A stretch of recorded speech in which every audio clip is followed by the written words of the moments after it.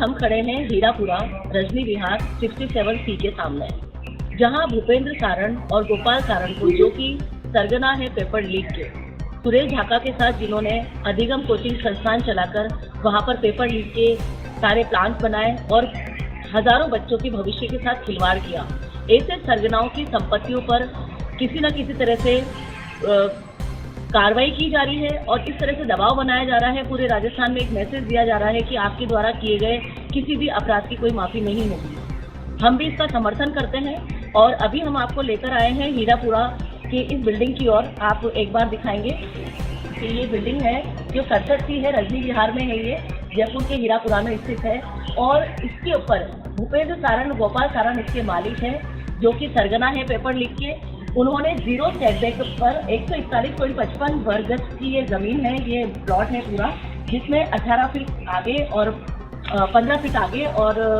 8.5 feet पीछे होना था सेटबैक। ये जीरो सेटबैक पर बनी हुई बिल्डिंग है, जिस पर अब जेडीए कार्रवाई करने की तैयारी कर रहा है। जेडीए ने 12 जनवरी की शाम 5 बजे तक अपने अनुसार इनके मालिकों को इसको तोड़ने के ऑर्डर दिए थे कि वो जीरो सेटबैक तक का पार्ट इसका तोड़ दे और जेडीए की कार्रवाई में सहयोग करें, लेकिन अभी तक इसमें कोई भी कार्रवाई नहीं हुई है किसी भी तरह का। अभी यहाँ पर आप देख सकते हैं कि लॉक है ये बिल्डिंग, लेकिन इसी के साथ मेरे बहुत सारे प्रश्न हैं जो मैंने जेडीए के लिए लगातार मैं उठा रही हूँ।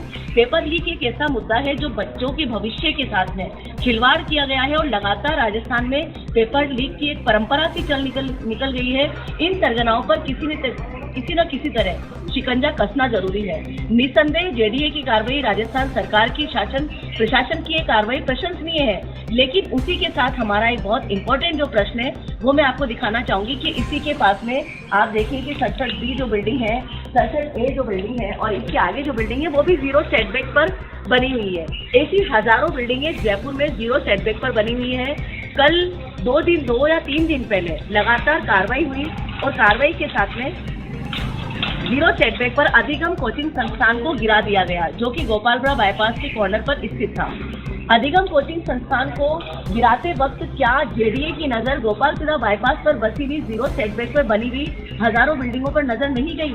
वहां पर चलते हुए अवैध कोचिंग संस्थान जो कि बिल्डिंग बायलास का उल्लंघन कर रहे हैं, वहां पर सेटबैक नहीं है, फायर एनओसी नहीं है, ऐसे कई सारे मुद्दे हैं। तो क्या जेडीए इंतजार कर रहा है कि कभी किसी कोचिंग संस्थान में बहुत बड़ी दुर्घटना होगी, आगजनी होगी और कुछ न जान माल के खतरे बढ़ जाएंगे, उसके बाद में वहां कार्रवाई होगी? क्यों राजस्थान सरकार या शासन या प्रशासन ये इंतजार करता है कि आप कोई अपराध करें या आप कोई ना कोई आगजनी या कोई ना कोई दुर्घटना हो, उसके बाद हम कार्रवाई करेंगे? मेरा प्रश्न अभी भी वही खड़ा है। हम बिल्कुल सुरेश ढाका, भूपेंद्र सारण जैसे लोगों के साथ नहीं है, उनके ऊपर सख्ती से कार्रवाई होनी चाहिए। स्टूडेंट्स अपनी इस चीज को लेके बहुत आहत है। स्टूडेंट्स ने बहुत जगह अपनी आवाज उठाई है, इवन फांसी की सजा जैसी बातें स्टूडेंट्स ने बोल दी है, क्योंकि उनके जीवन पर कुठाराघात करने वाले, उनके करियर को खत्म करने वाले ऐसे सरगनाओं पर सख्ती से कार्रवाई होनी चाहिए। तो हम बात कर रहे थे हीरापुरा में 67C गोपाल सारण और भूपेंद्र सारण के उस घर के सामने मैं खड़ी हूँ जो रजनी विहार में स्थित है और कल ये बुलडोजर द्वारा गिरा दिया जाएगा। मैं इस वक्त किसी भी तरीके से हिंदू समाचार या मीडिया का कोई भी व्यक्ति, कोई भी पत्रकार या किसी भी तरह के ओहदे पर बैठा हुआ व्यक्ति इनके साथ कोई सिंपैथी नहीं रख सकता, क्योंकि हजारों बच्चों के भविष्य के साथ खिलवाड़ करने वाले किसी भी व्यक्ति को माफी की कोई गुंजाइश नहीं होती। लेकिन मैं प्रश्न उठाना चाहती हूँ जेडीए के सामने कि अतिक्रमण करते हुए ये इतने सारे जो राजधानी के ऊपर कब्जे हो रहे हैं, अवैध निर्माण हो रहे हैं, मैरिज हॉल जो बिना जीरो सेटबैक के बने हुए हैं, बिना फायर एनओसी के बने हुए हैं। मालवीय नगर जोन में अगर आप जाएं तो सुवालाल मार्ग पर हजारों ढाबे, रेस्टोरेंट, होटल चल रहे हैं जो बिना फायर एनओसी के बने हुए हैं। ऐसे कई सारे मुद्दे हैं जिन पर अभी तक जेडीए, हाउसिंग बोर्ड, नगर निगम ने कोई कार्रवाई नहीं की है। और जिस वक्त कोई अपराध हो जाता है, कोई आगजनी हो जाती है, कोई दुर्घटना हो जाती है, उसके बाद एकदम से प्रशासन जागता और कार्रवाइयां शुरू हो जाती है। ऐसा क्यों? हम पहले से अवेयर क्यों नहीं होते हैं? आखिर हम पहले से क्यों नहीं सोचते हैं कि राजधानी हमारी है, देश हमारा है, राज्य हमारा है, इसकी सुरक्षा की जिम्मेदारी भी हमारी है? आखिर ये जिम्मेदार अफसर उस समय क्यों बिक जाते हैं, क्यों मिलीभगत का शिकार हो जाते हैं और क्यों इस तरह के कॉम्प्रोमाइज कर लेते हैं कि इस तरह की अवैध बिल्डिंगें बन जाती है छोड़े बिना? तो मैं आपसे फाइनली सिर्फ एक ही बात करना चाहूंगी कि आखिर इस वक्त ऐसी कार्रवाइयां करके जेडीए क्या साबित करना चाहता है? भूपेंद्र सारण जैसे लोग, सुरेश ढाका जैसे लोग, गोपाल सारण जैसे लोग जो कि इस तरह की चीजों में लिप्त रहते हैं और हजारों बच्चों के भविष्य के साथ जिन्होंने खिलवाड़ किया है।